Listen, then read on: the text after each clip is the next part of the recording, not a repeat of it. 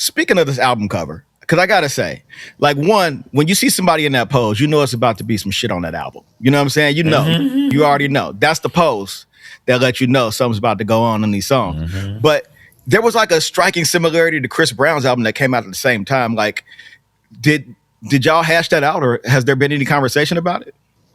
No, we don't know each other personally. Cool. So, yeah, that was all. It seems like everybody this year had the same mood board. Yeah. Back in January, I think January, Ari Lennox dropped Vacancy. She did lean, but she leaned on the right. I was leaning on, everybody else was leaning on the left. I was looking at Eric Bellinger did a lean. Who else did a lean? Someone else did a lean. But yeah, I was just cracking up like, oh no, this is the year of the lean. Like it's the year of the lean. Everybody on lean. Everybody was on the shoulder lean. I have to be specific about that because when they're talking about what lean are you talking about, I'm like, what else kind of lean? I'm talking about the album cover. Yeah, it's the Almanac of Rap show. I got opinions and they all factual. No news, just information that you won't be able to use unless you're at a dinner party trying to impress who's in attendance with endless tidbits of nonsense. We're gonna have a good time, I promise. YouTube rabbit holes, Reddit deep dives, pulling out old interviews from the archives. Styles, fads, trends, all of that. It's the Almanac of Rap. What's up, everybody? Welcome to the Almanac of Rap. My name is Donwill, and today's guest is a Grammy Award-winning singer with an A, whose social media presence brings as much joy as his stage presence does. Give it up right now for Durand Bernarr. What's good, man? My guy, how's it going? Listen, it's going well, man. I'm happy you're on the podcast. I know you got a short amount of time with me, so I want to get to these questions. You know what I'm saying? Yes, absolutely. Let's hop into it. First question. You are the son of a vocal coach and audio engineer, and you open your latest project with the lines, "Papa wasn't a Rolling Stone, but he taught me to move like water. Mama said, chase your dreams because she knew I can go much farther." What was it like growing up in a house that was so full of music? It was a loud house. It was never a quiet moment, you know. It was the only time it was quiet is when we weren't there. Okay. So just a lot of, instruments playing, pianos, bass guitars, of course, singing, playing the tambourine. My dad had, MPC machines, that made beats and drum loops, so it was always around and always ingrained into, my everyday life. Speaking of your dad, you accompanied him on tour with Earth, Wind & Fire as a production assistant, which was a crazy piece of lore. I was like, what the hell? Tell me a little bit about that experience. Well, he was working as an audio engineer for them since I was a kid. And so when what was that summer? 2005, the year Rihanna came out. They needed a production assistant. Well, more so just he wanted me to come along. And so not only was I assisting the production assistant, but I was helping out with merch. I was rebusing and replenishing tour buses. And, so it was, just being able to appreciate being a part of the hive and what everyone contributed to making the show run the way that it did. Just to be under that tutelage and that be my introduction to the road. I was able to just see what I was about to be getting myself into later on down the line. My real question about this is, have any of the surviving members of Earth, Wind & Fire heard "Fuck Nigga PSA, I'm cool on y'all"? That's a good question. They haven't. Those are my uncles. So yeah, they haven't. They have not told me in particular or have called me and fussed at me about it. So if they did if they did hear it, they may have just keyed to themselves and kept it moving. My man, when I heard that, like I ran that back so many times.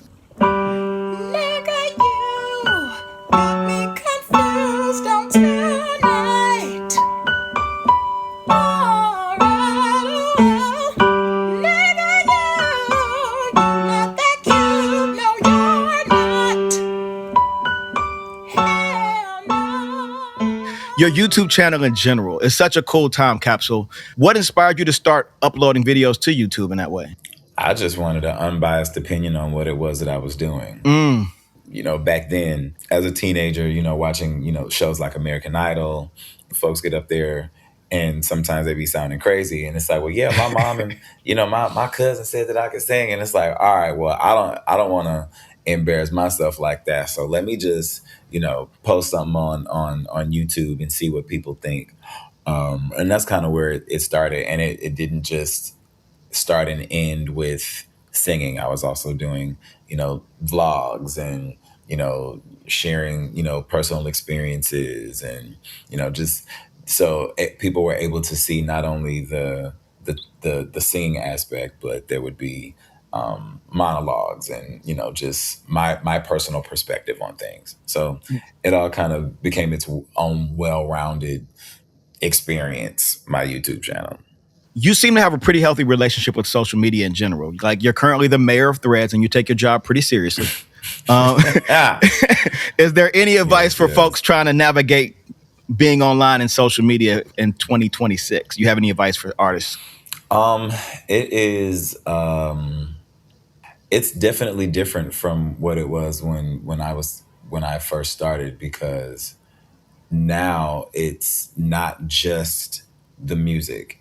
We need to know what's going on in your everyday life. We need to see your personality. We need to, see you in the comments, commenting and, just, it's definitely evolved into any iteration of it is a production. You just got to figure out what your components are for said production, or what your ingredients are for what makes you tight.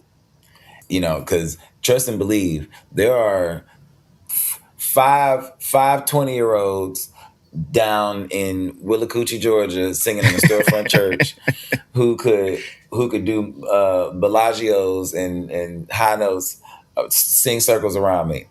But it's also about the circumstances that we have, and also our drive. Some folks are actually cool with just doing background. They're close enough to someone that deals with the spotlight, and they're like, I'm actually good on that. I'm cool with just doo-wop popping back here. A lot of times, even people will project their own ideas onto others, but it's just about what makes you comfortable. You got to do what you feel good about. The mayor has spoken, ladies and gentlemen, so take that advice. Mm-hmm. All right, so I want to circle back to your new album. And the first question I have to ask about that album comes to you by way of a mutual friend of ours. And I don't know if you can see your screen, but I'm going to play something and you'll definitely be able to hear it. My brother Durand Bernarr, how you doing, baby? It's Nori Davis. I want to ask you a question about your brand new album, Bernarr. When creating it, who was present much more than the other? Your inner child or your inner teen? Or both? Let me know. Love you, baby. Shout out to Nori. That's funny. Yes. H2 in the house. Okay. I feel like definitely my inner teenager for sure. He was out a little more. And then there are also my inner early 20s. I'm creeping up on 20 years since I turned 20. Yeah. And, so I'm getting reacclimated with those parts of myself as well, and realizing he's still there. And actually, he really don't need the keys to the car, because he that one right there might wreck the car. But man, and will feel justified too. Yep. And not in a way of wrecking it, for his own, just that, he ain't finna take no shit. It's just like, but it's a way in which that we don't take no shit, and he ain't got no guardrails, so he can't drive. Oh man, talk to me about the process of how it came together. Like, were you working on it before you won the Grammy, or did it come together after the Grammy? The original plan was to do a deluxe edition for the album Bloom.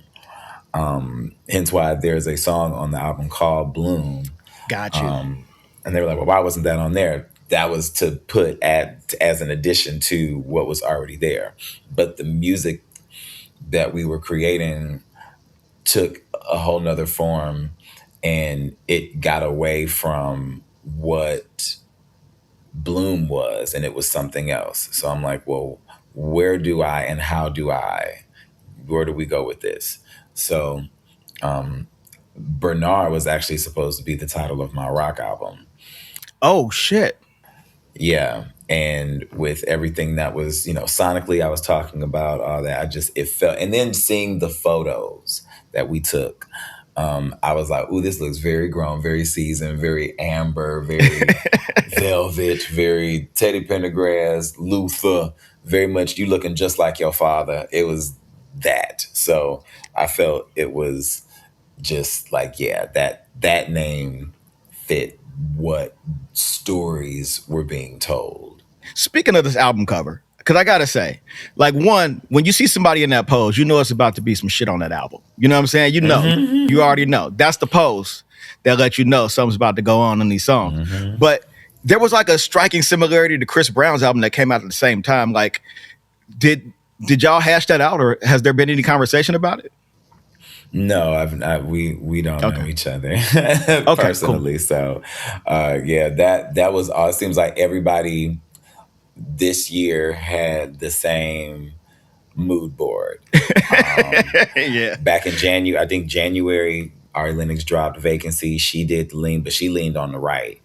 I was leaning. Everybody else was leaning on the left. I was looking at Eric Bellinger did a lean. Who else did a lean? Someone else did a lean. But yeah, I was just cracking up like, oh no, this is the year of the lean. Like the year of the lean. Everybody on lean. Everybody was on the shoulder lean. I had to be specific about that, because when they're talking about what lean are you talking about, I'm like, what else kind of lean? I'm talking about the album cover. Exactly. But so that album, you said, was supposed to be a deluxe version of Bloom, and Bloom was the one you won a Grammy for. As a fan, I can truly say that when you won that award, it felt like we all won. Like, watching you go to stage, like, legitimately was probably one of my favorite moments of the year. So my question for you, outside of congratulating you, what has been the biggest change you've noticed since winning the award? The biggest change. It can be a silly answer. You don't have to be serious if you don't want to. Yeah, because I'm like, what has changed other than things that have already been going on, and now the trajectory is just moving faster. Like, there's been more speed in the movement. Like, that's something that's a change. There's definitely been way more speed in the movement of just what's been going on. And I'm just, again, practicing being where my feet are. Yeah. Well, speaking of speed, you ran down to that stage, so you were probably trying to catch up, get a head start on that speed. You know what I'm saying? Listen. Okay. Happy Black History Month for the rest of my life. Listen, I want to remind everyone that we are all we got, and we know who I'm referring to. So please give yourself some grace and extend your kindness to your neighbor who needs it, okay? With that being said, to the Recording Academy, thank you for the Grammy. A game we like to play on this show is a version of Fuck, Marry, Kill. Are you familiar with this game? I am. All right, so I got 3 things for you. You're a singer, you produce, and you've been known to DJ as well. Fuck, Marry, Kill. Singing, producing, and DJing. So you said singing, DJing. What was the other one? Production. Oh, production. Ooh, dang. It's a tough one. 3 of your loves. I know, and I'm like, which one is well, singing, we're already married, and producing can definitely, because I, even though I'm not necessarily playing certain things, I can orchestrate it to make it become what I need it to be. Just give me some musicians and we good. Yeah. And then we can kill DJing, because I'm not.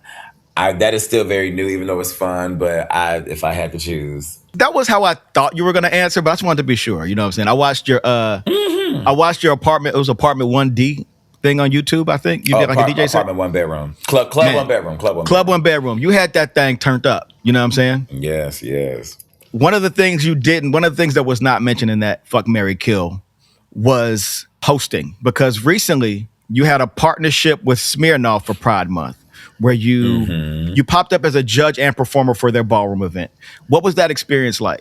Well, first and foremost, if anybody's going to bring the ballroom together in this kind of way, it's going to be Smirnoff. So let's just put that. I think they have a great imagination for that, and for it to be highlighted in the way that it was. You know, having Deshaun Wesley there, other people that were on the panel that represent the community as a whole.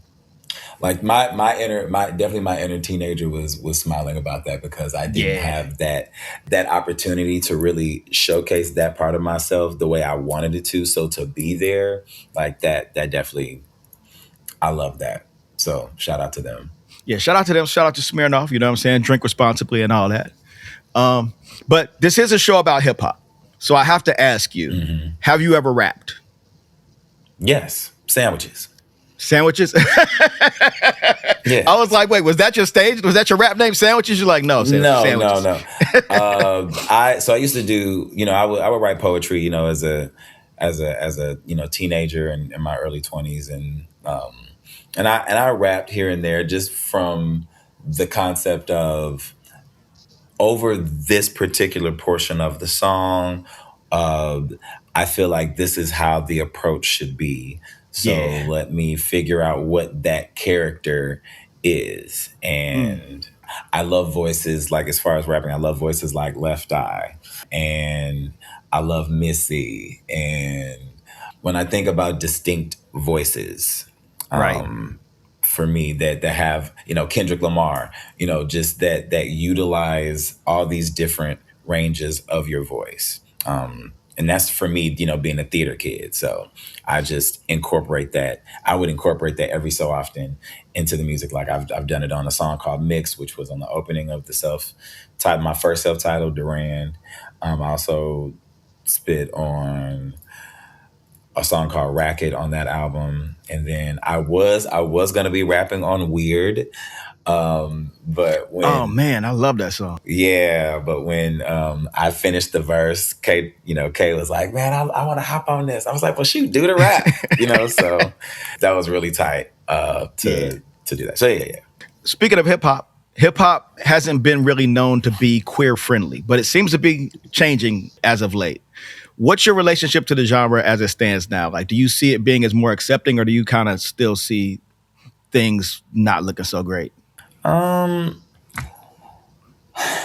It's interesting, because I'm not in a place where I care enough to try to get someone's approval about my place and my contribution to art, especially being Black.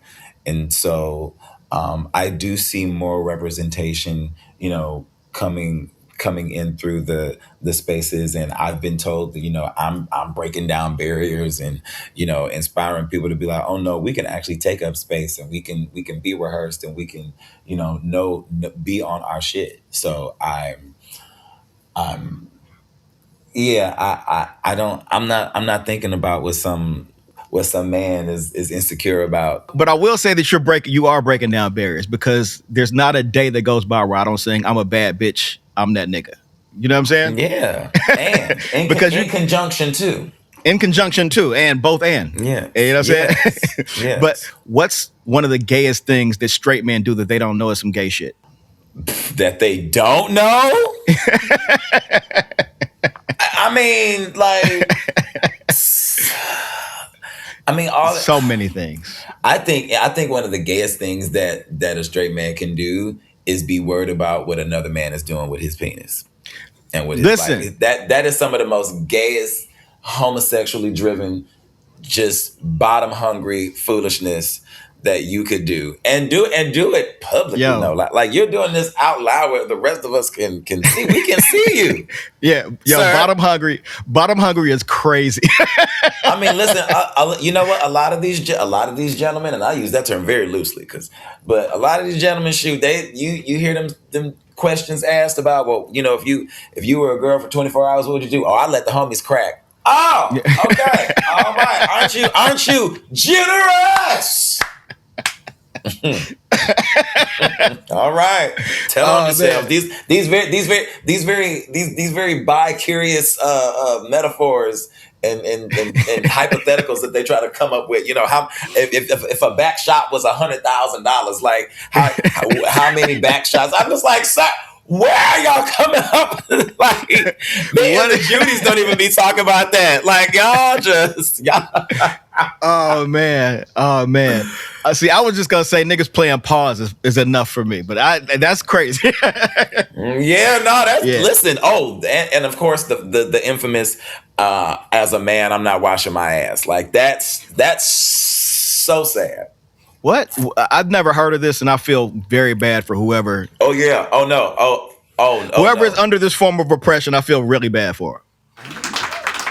So I'm feeling like a bad bitch and that nigga right about now. So count me in, good sir.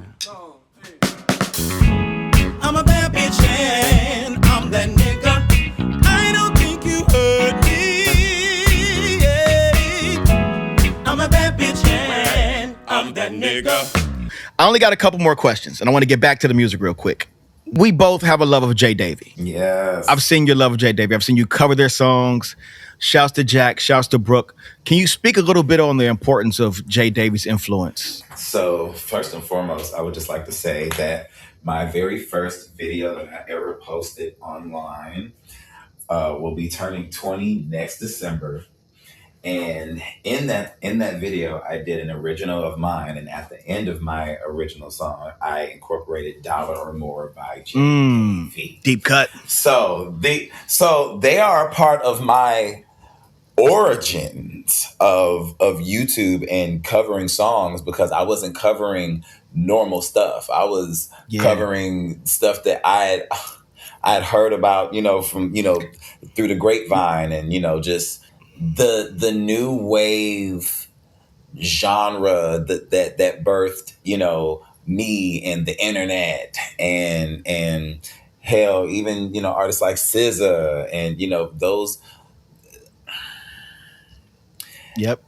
Jack and Brooke were just so tapped into, and not for nothing too, I want to add that they pulled from such rich wells. You had Prince, you had Erykah Badu, you had these other artists that we might not have been privy to, but they indirectly and directly taught us musical history, from the things that they were influenced by. And it's just I've always been, I have so many demos from them that are not out. I had shit that they didn't even have at some point. They didn't even have. I had shit that I had ripped off of the website that played in the beginning of the website one time. Like I was taking stuff from Tumblr. Like I have my J. Davy, remember the hard drive folder goes deep.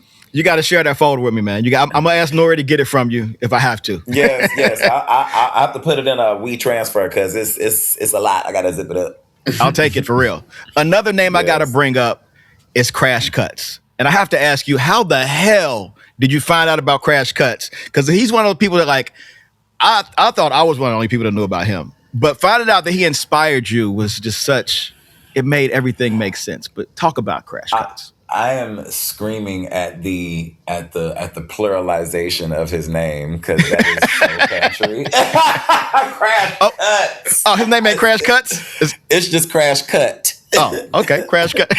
Yes, man, I'm from Cleveland. I know. Cincinnati, Ohio in the building. You know what I'm saying? Oh, okay, Cincinnati. Yeah. Yeah. So first and foremost, again, back to YouTube days, and just the hidden secrets, the things that made it through the ecosystem of what we were watching and whatnot. And I got introduced to Crash, I think maybe 2010, 2011. And he's one of those, for me, he was one of them artists that I'm like, oh no, you're going to be in my life for a long time. Like, you are here to stay. So much that I shouted him out on my very first Christmas EP that I put out, Extra Stinking Christmas, smack dab in the middle of a song called Rudolph's Church Shoes. I go right into my Crash cut homage. Well, yeah.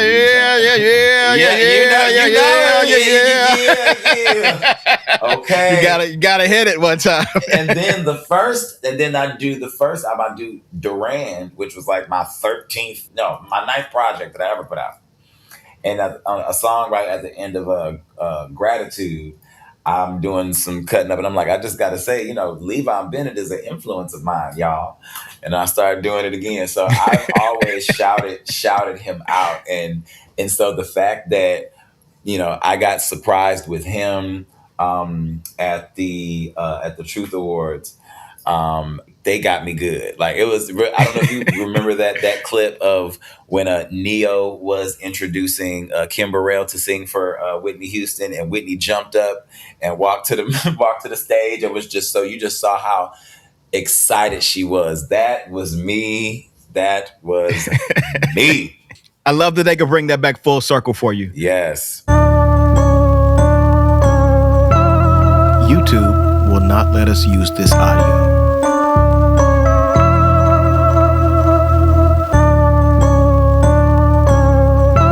YouTube will not let us use this audio. Couple more questions.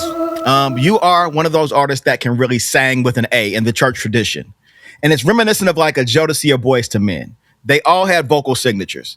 Is there a Durand Bernarr vocal signature? Oh yeah, all right. Yeah, I'm good for all right. And I got a shout out. Recently, I shouted out Rochelle Jordan because she inspired my all right.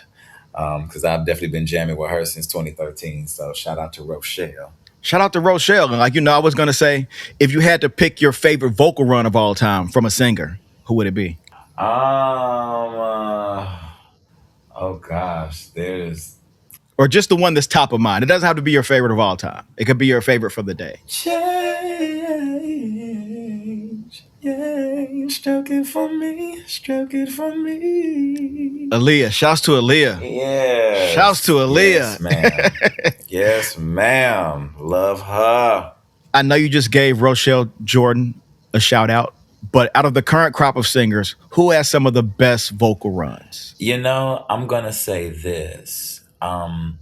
As I've grown and my ear has evolved, simplicity is what I look for.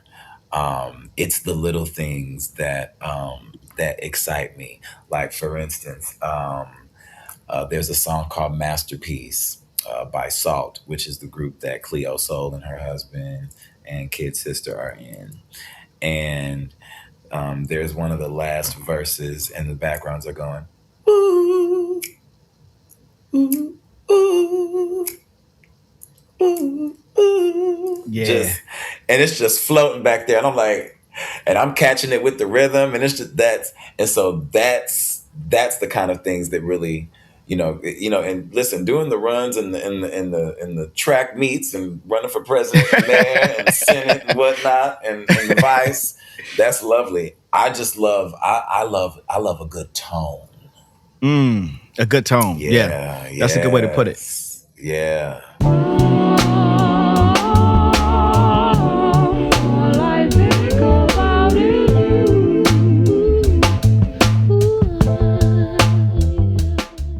So for the final question on our show, it's a segment called The Big Playback, where we seek justice for an underappreciated song, album, or artist. And I'll give you a little bit of time to think of one, but I want to shout out somebody who I think needs a little bit more love. Yes. And a song that needs a little bit more love. Yes. Our mutual friend Vula You know Vula? Let me tell you something. She's the best thing that has ever happened over Oh there my in God. in that good country over there. I love her. Like when I tell you, when we talk about people that I'm so thoroughly grateful to be in the same timeline as her.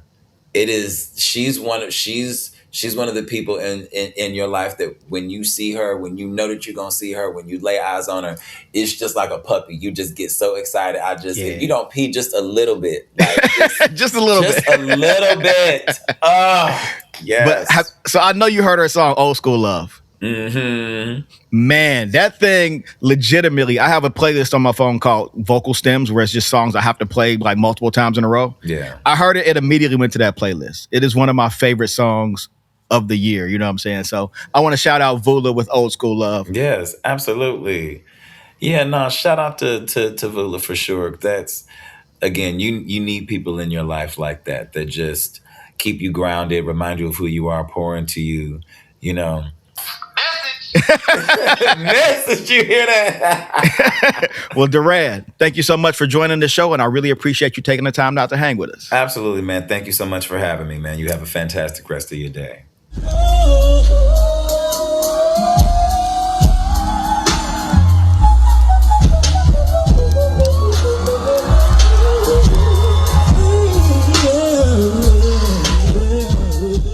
The Almanac of Rap is created and hosted by Donwill.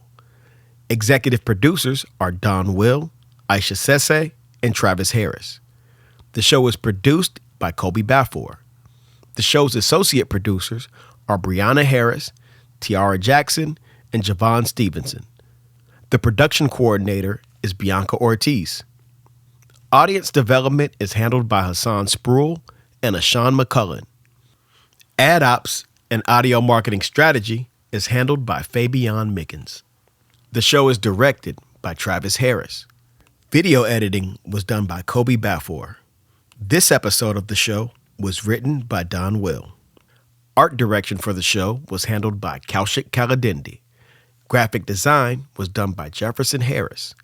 The show's camera operators are Travis Harris, Kobe Bafor, Trigger Bowden, and Compton Timberwolf. Compton's also our technical director and audio engineer. The show's theme music was provided by Donwill, with additional production in each episode by Von P.